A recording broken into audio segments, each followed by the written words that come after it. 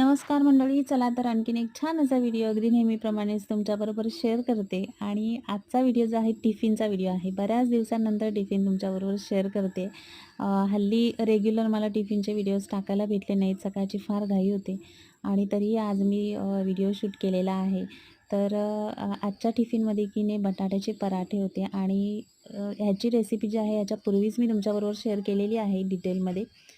साहित्य वगैरे सगळं सांगितलेलं आहे. पण आज तरीही मी तुम्हाला का दाखवते तर आज की नाही जवळ केलेले पराठे मी सगळे पराठे जे आहेत ना मस्त टम्म फुगले होते आणि पहिल्यांदाच असं झालेलं.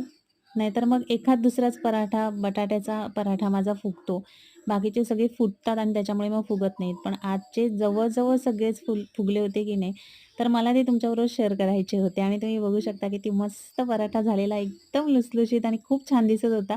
तर म्हटलं तुमच्याबरोबर शेअर करावाच लागेल. तर तुम्हाला दाखवते जवळून एकच मिनिट हां.